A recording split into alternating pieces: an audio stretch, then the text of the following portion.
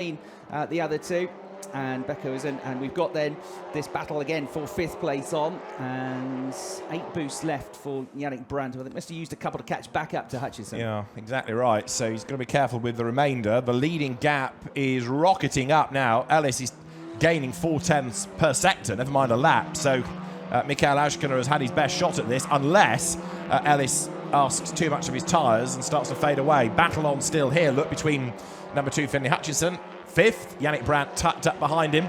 And then there's another great battle pack further down the hill, isn't there? Going for, 9th place still, the Simon Vert and Friends train of cars. But Finlay Hutchison pressing on, having been impressive in Formula Renault NEC, for example, 12 months ago, keeping Yannick Brandt at bay. And Brandt now starting to run out of ideas, potentially, as to how he can get past the Scotsman, who makes a small mistake. Is that going to force him out wide? Yes. But he just about regroups, moves across, gets sideways. He was on the dust as well there. So very defensive driving from Finlay Hutchison. He gets away with that, but it could all have ended up in disaster as they work their way through. He's got the former single-seater racer Yannick Brandt behind him, almost alongside him. They do touch this time. Off goes Hutchison over the barrier, and that is very definitely the end of his race. It could very definitely spell safety car, and with barrier damage, I fear as well, it could be another long interruption to this. Let's wait and see what happens next. But Finlay Hutchison had already been very defensive once. He tried again to defend the place. They touched. He got fired off, didn't he, towards the barrier. And now more drama coming into the Coca-Cola curve. Fabien Vervend gets turned around. Simon Vert, wasn't it? He was having the battle with, and I think Kevin Arnold might be able to benefit from all of that with a better run coming onto the straight. If you heard a funny noise a moment ago, it was the groan from the race director, who has just noticed what's going on, or has just kind of comprehended exactly what's going on all at the same time. One into the barrier, more people driving into each other. So off the road spectacularly, that man, Finlay Hutchison, who is okay, which is the best news. He didn't quite go over the barrier, did he? He sort of launched himself on top of it and then back the right side, but the barrier would have taken a fair old whack. Can the car stay there? No, it's got to be removed, so we do go safety car. The boards are displayed.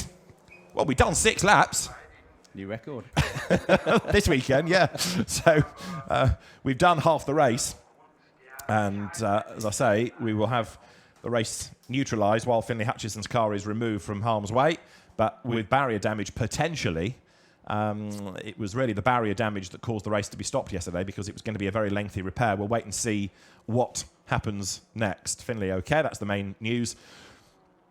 I'd like to see a replay of that, though, just to see whether or not he was hugely aggressive in that move, or whether it's... Still there in 2nd place. 3rd is Donche. Now, he might be worth a watch, because Milan Donche was definitely quicker over the last 3 or 4 laps than Aschkener. He wasn't catching him up a huge amount, a couple of tenths a lap, and he was a couple of seconds behind, but now he's right on his tail if we get some laps running again. That was the first moment. So Hutchison got himself a bit sideways. He's on the dust, sits in the middle of the road, keeps on coming.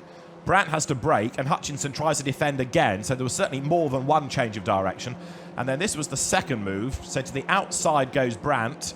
Now, does he get a bit squirrely under braking? It almost looked like the car turned a little into Finlay Hutchison, who goes up on top of the barrier and crash lands, thankfully, the right side of it, back down to earth.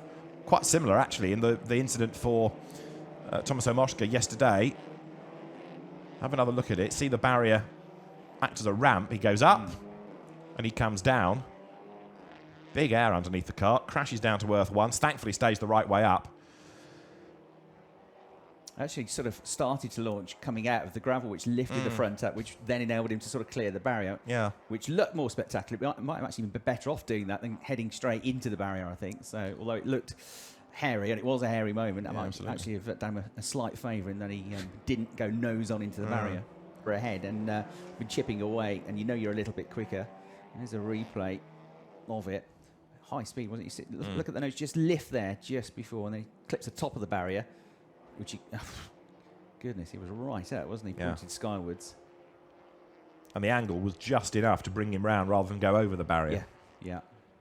I know it was bad, but it could actually have been worse, that. Yeah. So. And it stays the right way up. So, yet again, it proves that the Audi Sport TT Cup is a very strong race car. It's remarkably calm, doesn't he, for somebody who's just had a moment like that? Yeah. Well, he's not seen it on TV yet. I mean, all he feels is he hit the barrier and spun. We know more about it at the moment. Yeah. When he sees it on YouTube, that way back onto the circuit. This is the Ellis move. He's 3/4 of it alongside. Then he tries to break out of it, but they certainly do touch. Look, Aschkener gets fired way wide. took a bit of curb, didn't he, Ellis? And that sort of sent him wide and slightly off course into the direction of Ascona. Who then lost more time coming out of the Schumacher S with that, which he didn't see. So that explains partly where the time went. But even with the boost, he's not been able to fight back. That was the end of lap 1, wasn't it? I think Keegan Masters at the end of his torrid lap. So if you're in a blue and white car, you seem to get into strife. If you're in a yellow and white car, you also get tapped into a slide. Vivienne Vonveld going through.